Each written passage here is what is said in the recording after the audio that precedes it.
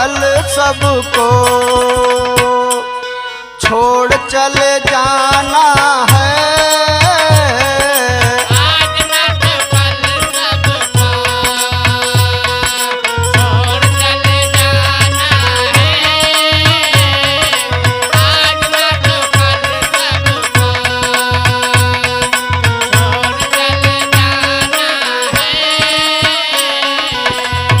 सतगुरु की शरण जाकर